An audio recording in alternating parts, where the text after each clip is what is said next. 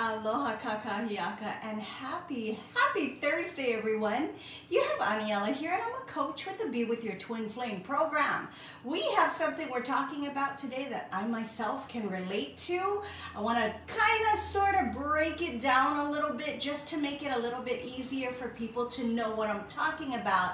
As you see this term, phrase, whatever you want to call it, out there so much. And it's not that, it's not real, it's not happening. There's so many people that can relate to this, and they're also looking at it on their twin flame journey, and that's called the dark night of the soul. Now, before I get into any of that, I am not one to ascribe to any labels or anything. So when you see dark night of the soul, my goodness, I see that all the time. I've seen it in other twin flame teachings. I've seen it everywhere out there, and a lot of people can relate to that because it just seems like there's this period of time, sometimes people say it's a one night or whatever, you know, that you are going through something you have absolutely never experienced in your life, and it's very, very deafening and numbing and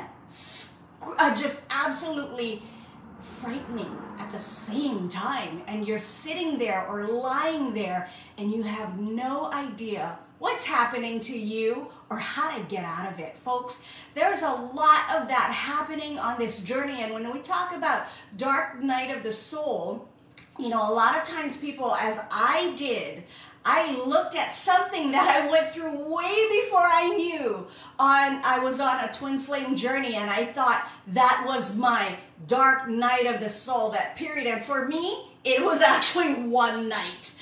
And, you know, people start to look at that and they start to think, okay, I've done that. I've been through that and it's done. Like there's an end game, and they find themselves on this journey as I did.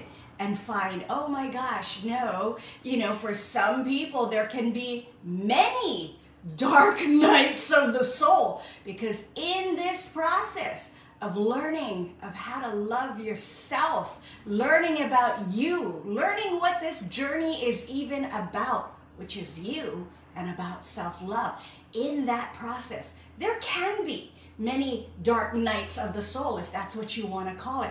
So like I said, I myself, I don't ascribe to a lot of labels. And honestly, until you've been on this journey, you've never really been on a soul journey. And most people who are on this journey really, truly start to see that. They've gone through things in their life, certainly.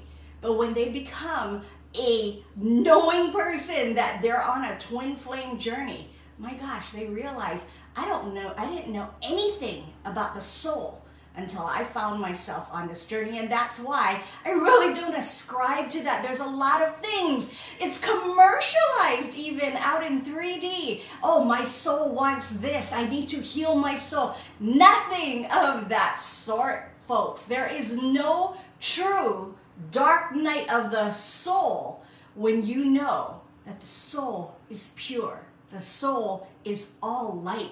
That dark night is your fear-based energy. So folks, when we are looking at this journey, it is not a journey about the twin flame. It is about you, about learning yourself, learning to love yourself, learning who yourself really is, because you are your soul. And so many times, it's not just I don't love myself. It's not, you know, shit, people throw that out there. Love yourself. Love yourself. You don't even know freaking how, correct? They don't even know what self-love really is. But it's not just I don't love myself. It's a lot of times, a lot of more deep-rooted things that you actually hate yourself. You hate yourself for what you're going through, for the things you did, for the decisions you made, for things you might have said or done that you think you could have controlled anything about how this journey is playing out for you.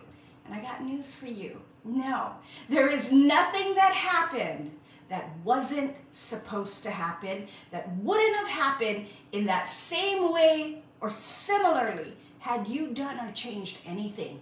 On this journey, folks, it's completely completely energetic. And it is not about the physical energy, about what you or your TF may have said, done, thought, or felt. It's about energy. And all it's about is that when your energy rises up and repels, that's what's gonna happen. It's gonna happen anyway. So when you look at it that way, there's nothing that you could have done differently to make it happen. It would have happened anyway. If it didn't happen at that time that you're looking back on and hating on yourself for whatever happened, for whatever reason. If it didn't happen then, it would have happened not very differently, or probably not very long, because the energies were already building up. And no matter what, on the twin flame journey, when those energies build up, there's nowhere else to go. They're gonna repel. So folks, if that's you, if you've been through one, if you've been through 50 dark nights of the soul, what I quote unquote call dark nights of the soul, just know it's okay.